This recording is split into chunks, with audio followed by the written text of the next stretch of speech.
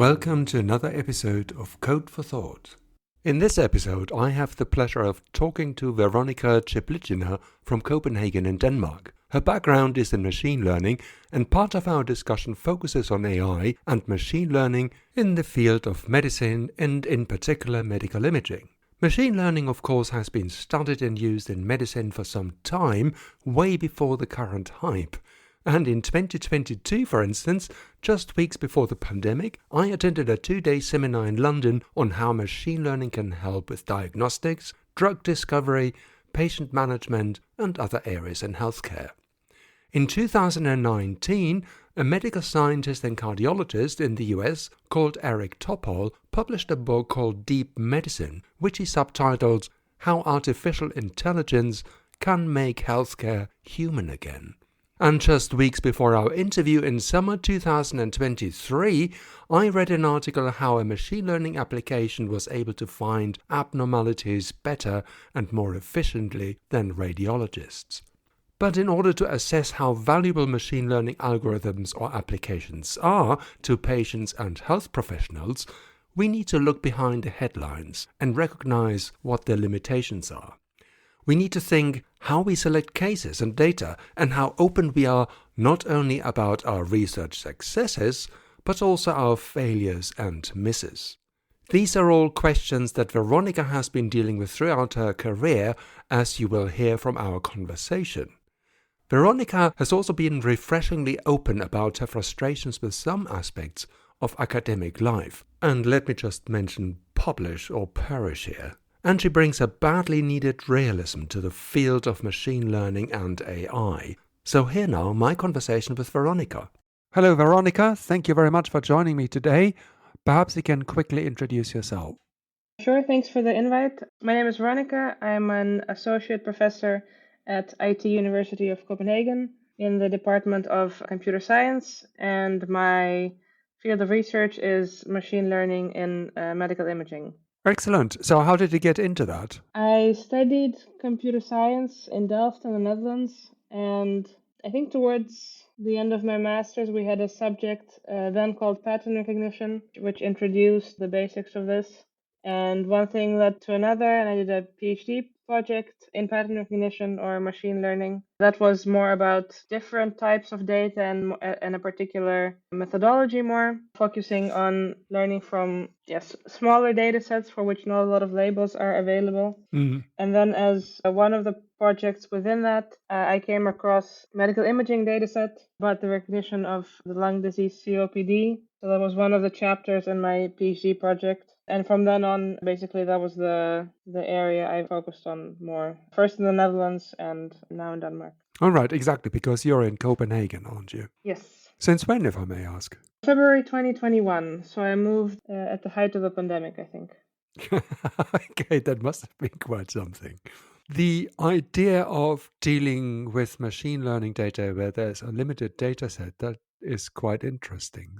What kind of technologies are you using to make sense of data sets which are small in size or limited, which is something that might actually happen in medical imaging, doesn't it? That is for sure true. I mean, I think I want to preface this with that all data sets are limited in size, and that just purely looking at the size of the data set does not always tell us if it will be enough for what we want to use it for.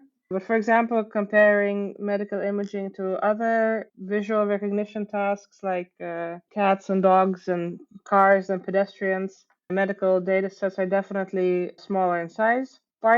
And it's only in part because, rare diseases, sometimes the conditions can be very widespread, but for various reasons, the data is not available for researchers because it wasn't collected for that purpose, because of privacy issues, and so on. And on the other hand, there's also the problem of associating the images or the scans that might have been made to diagnoses or labels that you want to predict for these images. So if you want to outline different organs in the image, you would need such outlines from experts, and that's very time consuming to make as well. For these kind of testing and training sets, it's quite time consuming to produce them, isn't it?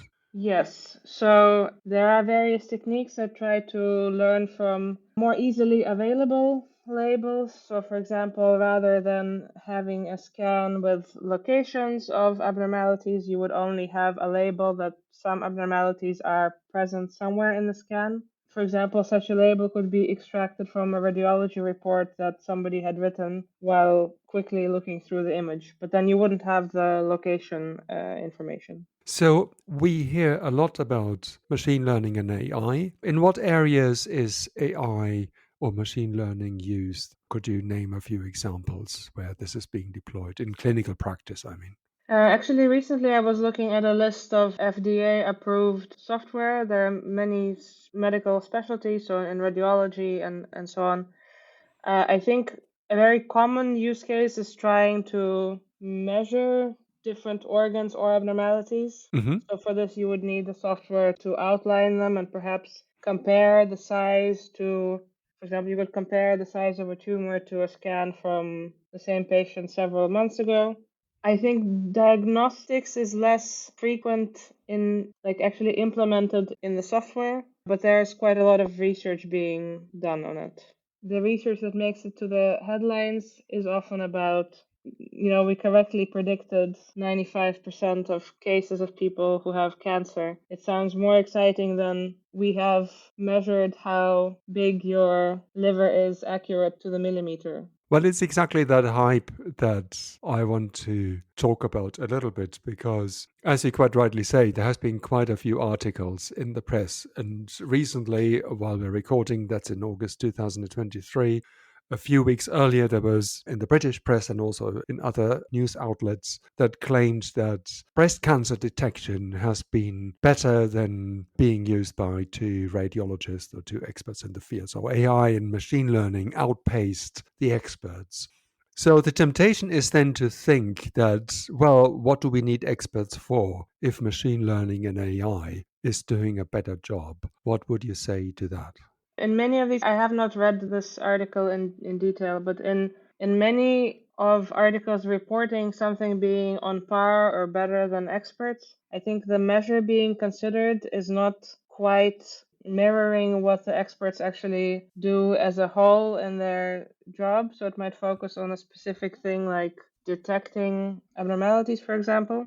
I do see in this article that this is a randomized controlled trial, which is rare, but it's good that this is being done to actually test how things work in practice compared to no AI being used. But it's still the question for me whether screening with, the metrics that they measure in this trial, whether that equates to the job of a radiologist. So the radiologist is not just looking at images, of course. There's the interpretation of the images and there's the whole patient care. So it's only a part of what they actually do. Is that what you're saying? Yes, so it's not the, how correctly things were recognized is not the only thing. Of course, it's not like it would be a good development if the results show, okay, when radiologists work together with this technology, it improves the survivability of the patients, or it has reduced the time, so we can treat more patients in the same time, and so on. But I don't know if these metrics are being measured. You are currently part of a project at the I'm reading this out now, Data Intensive Systems and Applications Organization, or I think it's called DASIA or DASIA. We said Dacia. Dasha, okay. And your project involves pattern recognition in medicine, which is just what we've talked about. But could you explain and describe this project in more detail and what you're doing there? So the Data Intensive Systems and Application group, this is a group which is part of the Department of Computer Science that I'm in. Well, within this, people are focusing on different topics, some of which have nothing to do with medicine. And I have various projects related to that. In one, we're looking at transfer learnings. That's one technique that tries to improve how robustly we can train networks if our target task doesn't have a lot of data. So the idea is we first train on some larger data sets to try to learn more general things, for example, more general things about how images are structured. And then we train more specifically on the task of interest, for example, breast cancer screening. When it comes to transfer, so is then the transfer that we try to identify common patterns, say, in images at a very large data set, and then hoping or assuming that some of these principles or patterns can be transferred over to other images. Is that the principle of transfer Yes, networks? exactly. So actually, a quite popular thing to do now is to do this initial training, the pre-training on ImageNet, which is a data set of cars, cats, dogs, etc., Mhm. and then fine-tune on medical tasks. This is a quite common use case which works relatively well. Which is a bit counterintuitive, isn't it? Because you take, as you say, cats, dogs, and cars, and there's these big image libraries available. And then you're transferring that to medical images, which obviously are very different. So, why do you think this transfer works? I think it learns that things for our vision, which we use both when we look at the natural world and medical images, so things like edges, blobs, circles, that these are important Mhm. structures, and that it's good to pay attention to those. There's actually also recently been a dataset released called RAD ImageNet, and the idea there is to make a similar size dataset, but only of radiological images Mhm. to use for pre-training. And they report that they get better results on their target tasks. We've tried it on a set of slightly different tasks, and we wouldn't say get better results, but they're quite comparable. So I Mhm. think in the end, the information that's extracted or transferred, it does not hurt too much that one of them has entirely different images, but the images have somehow similar structures. So, how would you ascertain or assess the performance of the machine learning? I'm just following up from what you said. So, you have these big image sets for transfer learning where you start with cats and dogs and you transfer some of the output or the outcomes from that to data sets that are medical images. And then you can, as you just said, there's a radiological image database which claims to be better, and you're trying to verify that. What are the kind of testing criteria and how does that work? Yeah, so usually there are some metrics on the test set that we can measure, okay, how well is the network trained with this one rather than with that one? How well are they in distinguishing the different pathologies? So what is measured is often area under the receiver operating characteristic. And that's basically, it's not like accuracy, like how many did it get correct, but rather how often is the algorithm classifying something, a positive sample, as more positive than a negative sample. Essentially, it's like looking at all the combinations of positives and negatives and seeing if it orders them correctly. Okay. Which is a slightly different measure than just saying, did it say yes or no? Okay. Is there a better way to get a more nuanced output from that? It is better in some ways, and I think also potentially misleading in some other ways, but it is what is very often used for medical images. How do you see that machine learning and artificial intelligence is going to be deployed in medicine in future from your perspective? I mean, I think definitely as a software to support tasks and reduce time. So, for example, in scans, highlighting areas of concern, prioritizing which scans should be seen by which or how many radiologists. So, if there's certain cases or cases that might be more urgent, making the best of the resources available. I do see that this would be done in practice. I don't want to think about too many doom scenarios of like everything that could go wrong actually going wrong. If things work like this and people are aware of the limitations of the software they're using, that would be a good scenario. I think that's quite a good description because what you're saying effectively is that we use that as a tool for what I think is called triaging. So you have number of patients coming in, and if the system flags up that there might be a problem, then a radiologist could look at it and say, yeah, there is, or no, there isn't. But for the most cases, hopefully, there won't be a problem and it's clear cut, and the AI algorithm and machine learning makes the right decision and saying, okay, it's safe to say, yes, there is something, or no, there is nothing. I think potentially the distinction between there's definitely nothing and somebody should look at it, this could be a dangerous decision to make. But if we Mm. already have a list of patients who clearly need to be looked at, potentially there could be like more rare cases there that could be looked at somebody with a specific specialty or Okay. by more radiologists in general. So I think this like ruling out, yeah, there's potentially more more problems there, like who's responsible if you missed something. Okay, so it's even narrower defined. We already have a list of patients that we need to look into, and it could help us pointing them to specialists if need be. The way that all of these processes fit together is not exactly within my expertise. But it's not that all of us, get MR and CT scans every year, that we could just run everything in case somebody has developed something, because we're not getting those scans. So somehow the scans which are at the hospital are there for a reason already. You're not doing them for nothing, basically. You go in there, you have a brain scan because somebody says, well, we're not quite sure. You need to have a brain scan to identify Yes, something. there's usually some other reason that the scan was made. Of course, it's possible if you have an unrelated accident that you also had a scan. So maybe there's a use case that if that happened, that also something else was detected.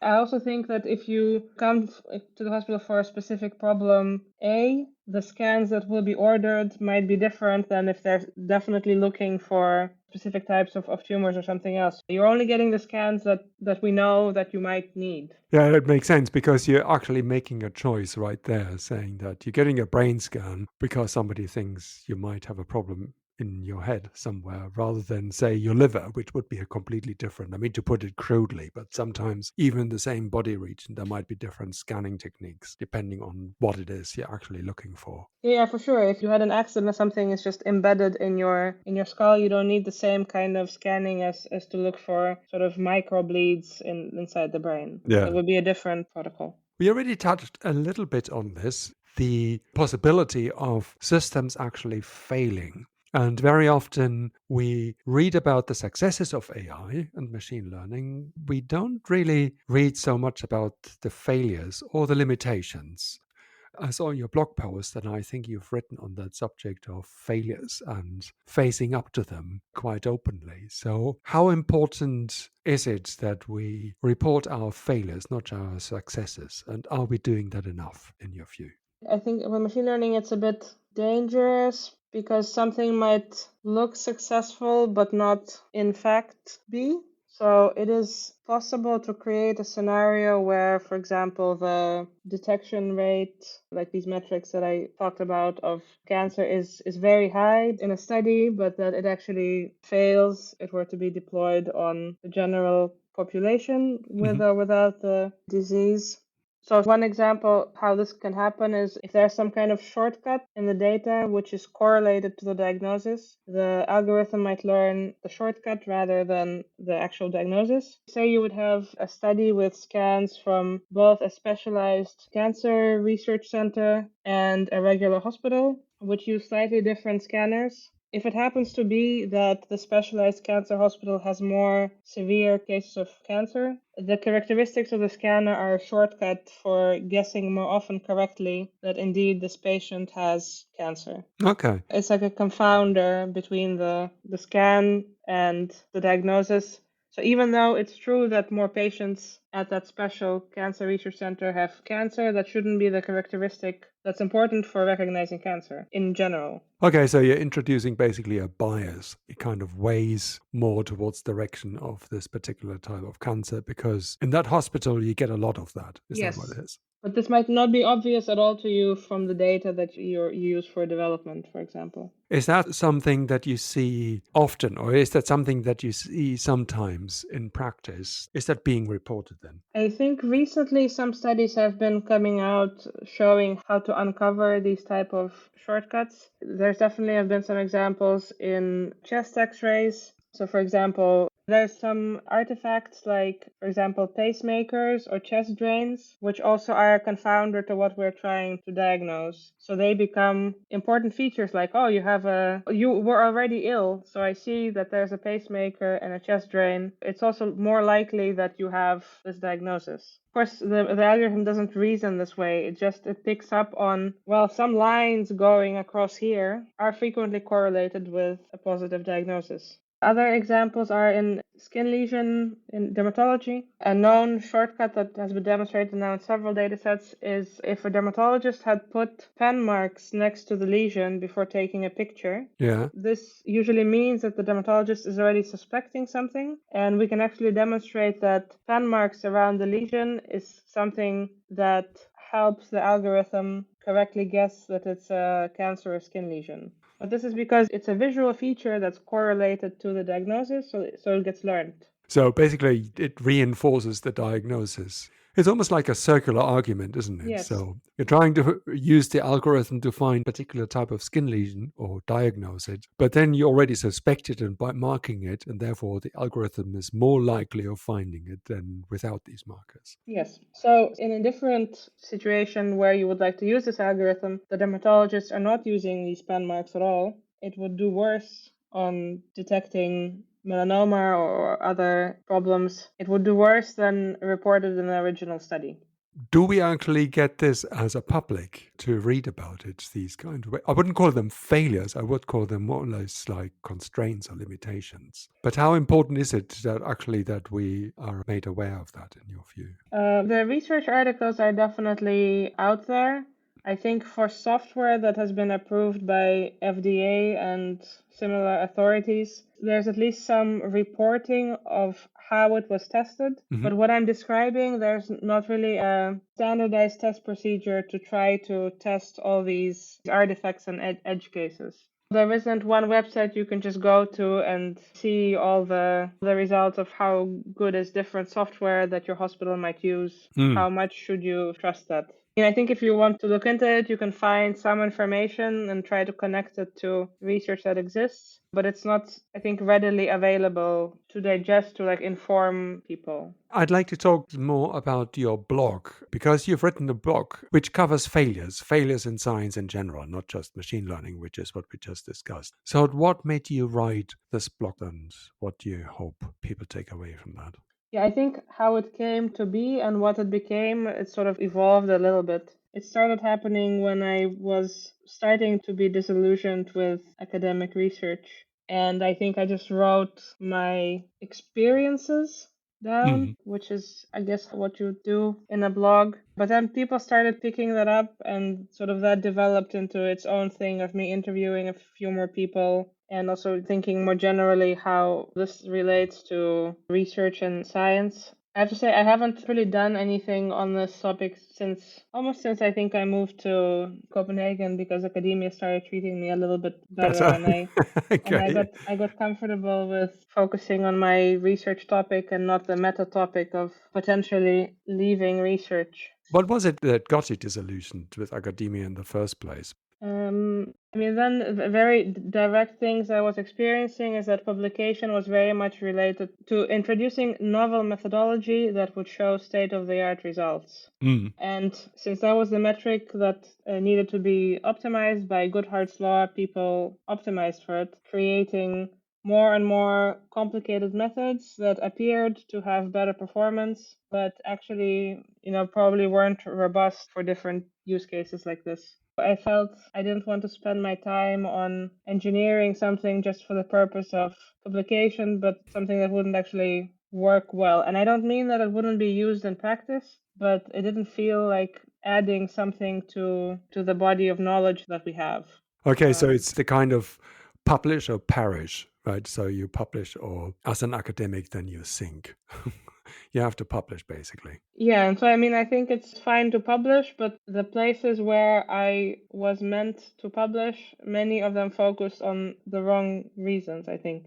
At that time, I also started applying for research funding, and there was a little bit of the same. Rather than your research idea, what counted was your CV and where you have published. Right, okay. And not actually what the publication, like what did this publication contribute to the research field. Well, that's interesting, because I think that it's something that disturbs, shall we say, a lot of scientists when we talk about publishing and the merits of publishing, and why you put so much emphasis on publish in terms of impact factors, because that's what you're saying, that we focus on where you publish and if you publish, but not exactly what. And what new does it bring to the table? Is that what you're saying? Yes, and this new can be understanding of something, or connecting different topics that were not yet connected before. In my specific field, it was frustrating that the only new thing you could bring was yet another algorithm, but there are already so many, and we don't really have good metrics for distinguishing them, because the on the data sets that we have, the performances are all so close that if we translate that to, like, what would it mean in practice? Will more lives have been saved if this is used?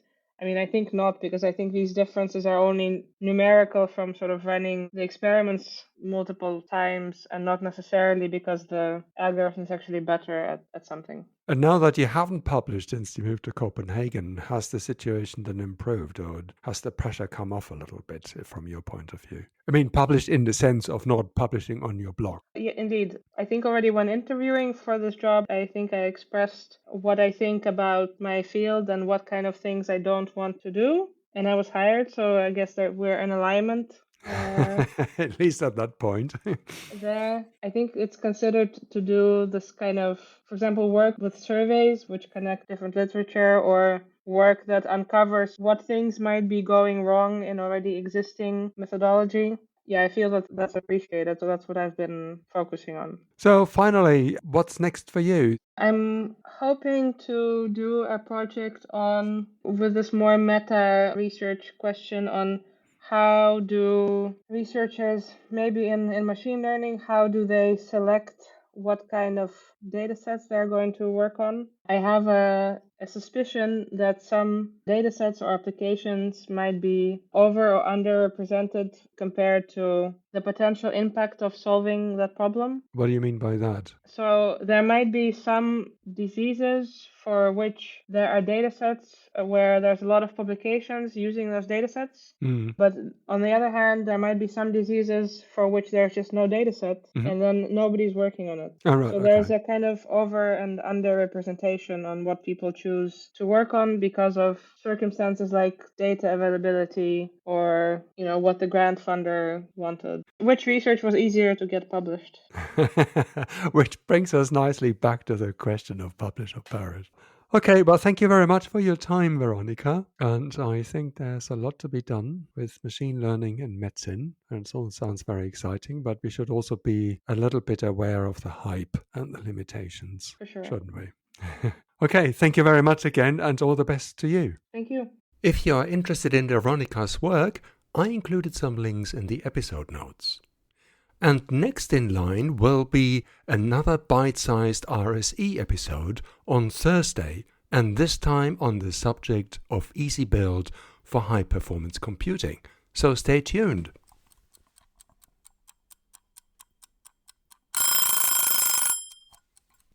Oh, time's up. See you next time. But before I forget, this podcast is covered by the Creative Commons license. See ya.